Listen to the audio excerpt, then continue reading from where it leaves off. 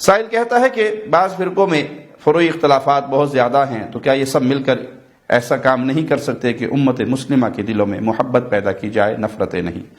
جیسے یہ آپ کی خواہش ہے، ہماری بھی خواہش ہے کہ تمام مسلمان اکٹھے ہو جائیں، تمام مسلمان آپ اس کے اختلافات کو بھلا دیں، ختم کر دیں، مٹا دیں، فروعی ہوں، عقائد کے ہوں، مسائل کے ہوں۔ لیکن یہ سب کیسے اکٹھے ہوں گے؟ اس کے دو طریقہ کار ہیں۔ ایک طریقہ تو وہ ہے جو آج عوام کے اندر رائج ہے کہ ہر کوئی اپنے عقیدے پہ باقی رہے اور ایک دوسرے کے گلے مل لیں، مٹھائیاں کھا لیں، اکٹھے بیٹھ جائیں، اکٹھے پروگرام کر لیں، ایک سٹیج پہ جمع ہو جائیں، ایک مجلس عمل بنا کے اس میں سارے اکٹھے ہو جائیں اور سمجھے کہ ہم سب اکٹھے ہو گئے۔ یہ طریقہ رسول اللہ صلی اللہ علیہ وسلم سے ثابت نہیں ہے۔ یہ طریقہ کتاب سے، قرآن حکیم سے، شریعت محمدیہ سے ثابت نہیں ہے۔ شریعت محمدیہ سے ثابت کیا ہے؟ آؤ اللہ کی رسی کو مضبوطی سے تھام لو، یعنی اپنے اپنے بنائے ہوئے عقائد کو چھوڑ دو، جو کتاب و سنت دے اس کو لے لو۔ آپ کسی کو یہ پیغام دیں کہ تم اپنے مذہب پر باقی رہو، تم اپنے مذہب پر باقی رہو، تم اپنے عقیدے پر باقی رہو، آؤ گلے مل جائیں، یہ اسلام کے خلاف ہے۔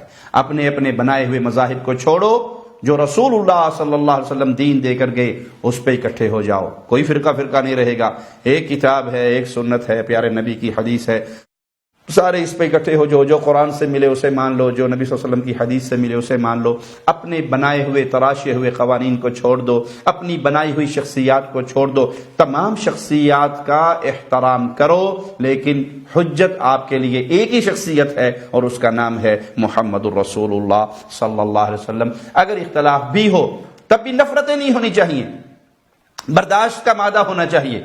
یہ نہیں ہے کہ یہ میری فکر پہ نہیں، یا میرے منہج پہ نہیں، یا میری سوچ کے مطابق نہیں، میرے مسلک کے مطابق نہیں، میرے مذہب کے مطابق نہیں، تو میں اس کو گولی مار کے ختم کر دوں۔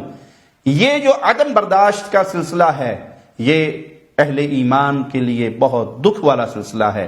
برداشت کیجئے، دلائل سے سمجھائیے، دلائل سے قائل کیجئے، دلائل سے کسی کو اپنی طرف راغب کیجئے، لیکن جو آپ کے مطابق نہیں ہے، آپ سمجھے کہ یہ واجب القتل ہے، یہ گستاخ رسول ہے، یہ زندہ رہنے کا حق نہیں رکھتا، یہ تمام چیزیں آپ کے اختیار میں نہیں ہے۔ آپ پیار سے، محبت سے اپنا پیغام تو دے سکتے ہیں۔ لا اکراہ فی الدین، دین میں ڈنڈا سوٹا نہیں ہے کہ مانتا ہے یا میں گولی ماروں، یہ مانتا ہے گولی ماروں، یہ اسلام نہیں ہے۔ اسلام یہ ہے کہ آپ پیار اور محبت سے اپنا پیغام پہنچائیں۔ بھائی یہ توحید ہے، بھائی یہ شرک ہے، بھائی یہ سنت ہے، یہ بدعت ہے، یہ جنت کا راستہ ہے، یہ جہنم کا راستہ ہے۔ جب اللہ خالق نے خود فرما دیا انا ہدیناہ السبیل اما شاکرا و اما کفورا، ہم نے راستے دونوں کھولے ہیں، شاکر بنو یا کافر، تمہاری مرضی ہے۔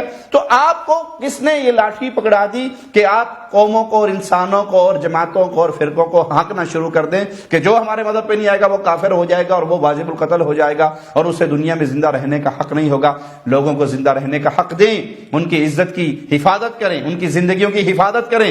یہ نہیں ہے کہ آج فلاں عالم پہ حملہ اور کل فلاں عالم پہ حملہ ہے اور پرسوں فلاں۔ ہر فرقہ دوسرے مخالف فرقے کے بندوں کو مارنے اور ان کا خون چوسنے اور خون پینے کے فکر میں مگن ہے اور اسی کو جنت میں جانے کا دروازہ سمجھتا ہے۔ یہ جہالت کی دلیل ہے، یہ بے وقوفی کی دلیل ہے، یہ اسلام سے ناآشنائی کی دلیل ہے۔ آپ اسلام کو پڑھیں، اسلام کے دلائل کو یاد کریں اور اچھے انداز میں اسلام کا پیغام پہنچائیں۔ کوئی مان لے الحمدللہ، نہ مانے آپ نے اپنا فرض ادا کر دیا۔ ڈنڈا اٹھانا آپ کے ذمہ نہیں ہے۔